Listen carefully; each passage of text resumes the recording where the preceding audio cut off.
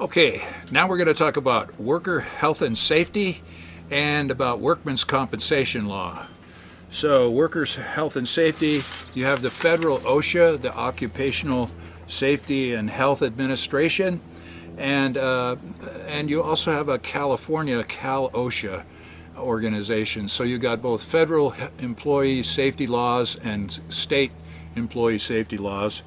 Under the federal agency, if you have 11 or more employees, you have to keep occupational injury and illness records for every employee. You got to keep a record of whether they get hurt on the job or they have a work-related illness. If an injury occurs, you have to report it to OSHA so that they can investigate. And if it's a serious accident on the job, a worker is killed in a work-related accident, or 5 or more workers are hospitalized in one accident, the report to the Department of Labor has to be made within 48 hours or there's some heavy penalties. So just know that if you have a serious accident involving a death or injury of multiple employees, you've got some government reporting requirements to do. Then we need to talk for a few minutes about workers' compensation. And historically, if a person got hurt on the job and they were not able to go back to work, or they had serious medical bills and were laid up for a while, if they were lucky, they had an employer who treated their employees like family and came and saw the injured worker and said, "Don't worry about your job, it'll still be here when you get well, and don't worry about your medical bills, it's our fault, you got hurt, we'll pay your bills, we'll take care of you." So that's if you were lucky. But if you were like most employees, and the guy you worked for was struggling just to survive, and when you got hurt and you're laid up over in the hospital, he says, "Well, I'm really sorry you got hurt. Best of luck to you in all your future endeavors. We'll see you." So then the worker that got hurt on the job, his only option in the old days was to sue his employer. And that didn't work out well. The employers didn't like it because they were spending thousands of dollars defending lawsuits. And the employees didn't like it because they were not very successful in those lawsuits. Who saw the accident? Sometimes nobody saw it, so it's your word against the employer. Maybe one of your coworkers saw it, and so you subpoena that coworker and you ask him to come to court and testify against his employer when he's worrying about losing his job. Good luck with that. So it's not a good situation having employees suing their employers when they got hurt on the job. So somebody said there's got to be a better way. And they came up with workman's comp, and they said, let's have everybody who has employees be required to pay into a fund, the Workmen's Compensation Insurance Fund. And then when a worker gets hurt, they don't sue the employer. They make a claim with workman's comp, and workman's comp makes an evaluation of your injury and provides you with compensation for your medical bills or rehabilitation, whatever it is that you need. So that's the idea behind workman's comp. It's a good idea. Like most other human institutional ideas, it often doesn't work very well. And there's a lot of complaints about it. Workers often complain that they're not adequately compensated under the program, and employers often complain that the premiums that they're required to pay are way too high. In my law office, I used to complain that the workman's comp premiums I had to pay for my secretarial staff was too high, but in truth, my premiums were really low because the likelihood of getting injured as a secretarial person are pretty low.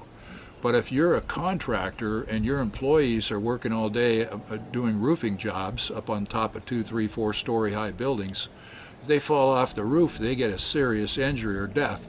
And so their workers' comp premiums are very high. And in fact, in California, there's been some reforms, but still, sometimes in California, the premiums are so high that my dog is growling. I'm going to have to put my dog up, sorry. But the premiums are so high that you can't, sometimes the amount of workman's comp premium you have to pay is higher than the salary you pay the employee. And if you're a contractor and you're bidding on jobs, This is such a huge additional expense that you have to include in your bid that if other contractors are cheating and paying illegal immigrants under the table and not paying the premiums, you get outbid for every job, and eventually you're out of a job. You can't work anymore because you can't make competitive bids. So every few years, somebody, usually a contractor, decides they've come up with a clever way to try to outsmart the system. And they think they're the first ones that have thought of this, but it's been thought of many times before and it never works, so don't do it. But what happens is the contractor calls all his employees in, say he's a roofer, and he's got a dozen guys working for him as roofers, and he says, look, we can't bid competitively on jobs anymore. The workman's comp insurance premiums are so high on your salaries that I bid against other contractors that are paying their employees under the table, illegal immigrants or something like that. I can't get the jobs. So we're going to have to shut the company down, and you're all going to be out of a job unless you're willing to work with me a little bit. And here's what we'll do.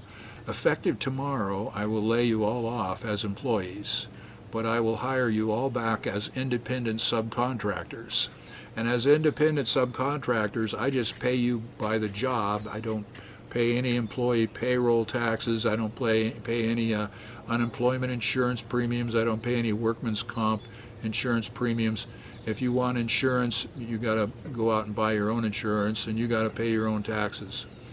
I can pay you as much as I was paying you before, or maybe even a little bit more, because I don't have to pay all that other stuff.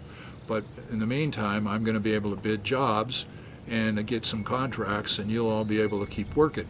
Are you willing to work with me that way?